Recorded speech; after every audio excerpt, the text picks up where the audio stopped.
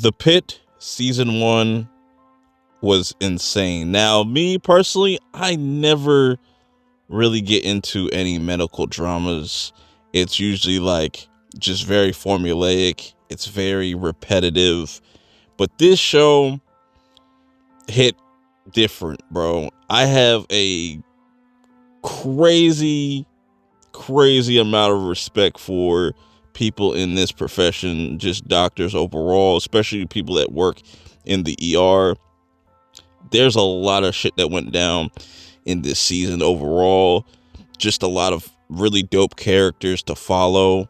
Yeah, man, this season was incredible. I just even like the structure, how it is 15 episodes and it's pretty much all just taking place in one day. So it's a 15-hour shift. That shit is crazy. A 15-hour shift, man. 10 is one thing, 12 is another, but a 15-hour shift, I've had some long ass shifts before, but 15 hours is just crazy.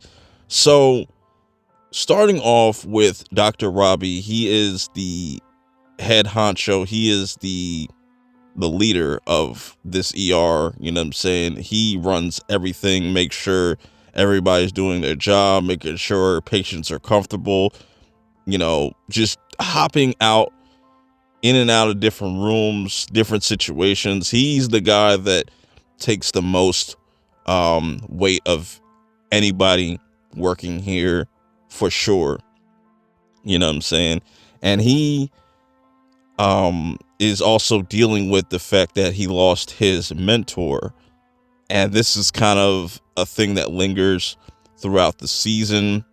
And once we get to like episode 13, where he has his breakdown, I think old boy that plays Robbie, Dr. Robbie, he's definitely going to get his Emmy, bro. He's definitely got to get nominated because that was just phenomenal. And it always throws me off because a lot of these motherfuckers is British and they just put on a crazy accent that just you would never thought. But then we get to like somebody like Dr. Langdon, where he is kind of, you know, Robbie's like right-hand man. Also really good at what he does. Heather, she's dealing with being pregnant, and during the shift, she has a miscarriage. Just a lot of different things happen to these characters. Even Dana, one of my favorite characters, her being the lead nurse and seeing what she has to go through, even getting assaulted by some of the patients waiting in the waiting room. Fuck that dude, Doug. And all the pressure that is kind of building up with her character. She's been there for 33 years. She's a super vet. Dr. McKay. And a lot of people might recognize this actress, Fiona Dourif. That's Brad Dourif's daughter. And they even had Brad Dourif pop up. Was it like episode 14 or something like that? So, somewhere around the end of the season. And she's a dope character, and how she really cares about different characters. There was this whole subplot or plot line that was started in the beginning, where you had one patient's son that had like this hit list, and she was just concerned, and you know, this thing was kind of building up, so they couldn't really stop what they were doing because they're obviously working. But that was a thing that was kind of brewing until we got to the last few episodes. Mohan, she doesn't have a lot of screen time in this season. I hope that changes going into season 2. They did confirm that season 2 is in the works. They want to pump these out every year, which is cool. So we could definitely expect season 2 by 2026 at the earliest. So hopefully in season 2 we get a little bit more of her character, because it seems like she's very much a loner. All she can do is her job. She doesn't really have a social life, but she does have a lot of potential as a doctor. Then Mel, I drawn a blank exactly her position and her spot in this, but she's also dope. And seeing how a lot of the patients that come in, she can kind of reflect. Like there was that one episode 9, I think it was, where the one sister saved her sister from drowning, or tried to.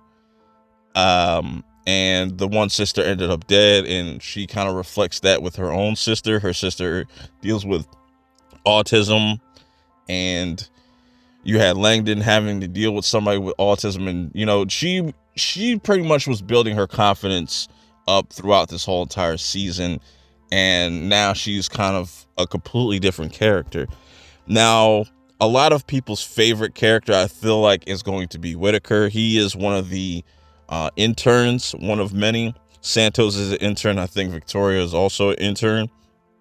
But Whitaker, he just goes through so much shit just in the first like couple of hours of just, him having to deal with the loss of a patient on his first shift. A lot of like for the interns, this is their first shift, so they have to kind of learn as they're going. They get like a crash course in this shit. But Whitaker is really dope.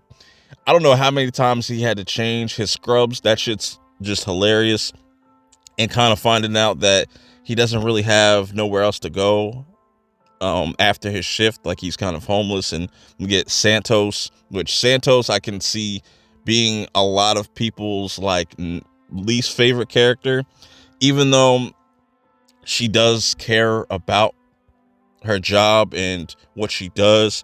She just has a really odd way of handling certain situations, even having beef with Langdon, pretty much diming him out on his drug abuse and stuff like that, which I think there's going to be more to those two storylines moving forward. I want to see where Langdon's character goes in season 2, but Santos has definitely got a lot of potential, and a lot of her experiences, she kind of helps with other patients, like dealing with self-deletion and stuff like that. Really, really dope character. I've come around to her character. Victoria, she is the daughter of one of the nurses that works in the building and stuff like that, and she's also kind of dealing with certain things similar to Mohan, where she doesn't really have many friends. She likes another nurse that's working there as well. That's really cool. And just everything that these characters go throughout this whole entire first season is crazy. All the different scenarios, all the different patients. They're able to balance humor and just depressing shit just really fucking well. They take you through a roller coaster of emotions. I will be dead surprised if anybody that watches this doesn't feel any type of emotion. And just seeing what these nurses and doctors and Robbie, what he has to go through dealing with the loss of a child or a loss of a loved one overall, and saving somebody, and just getting to that final episode after having to deal with this mass casualty, this mass shooting incident, I should say, that took up the last couple of episodes. That was just chaotic, and that was just really crazy, kind of seeing that they said 120 something people came in the last like 4 hours, and then 106 of them were able to be saved, and having to tell parents that their loved ones are gone. It's just so much chaos, and just like, I don't know how people can like really stomach that. You really see that even with the veterans, like, it affects them to the fullest. And I really like how the season started with Robbie and old boy on the roof, and then how that parallels to the finale, where the roles are kind of switched, where old boy had to kind of talk some sense into him, because Robbie is just, all this stuff is just building up, and man, it is definitely a stressful job. But you know what I'm saying, I really enjoyed this first season. I really like these characters. I can't wait to see more. Let me know how you guys feel about this first season. What were some of your favorite moments? Who are some of your favorite characters? Till next time, I will see y'all in the next one. Peace.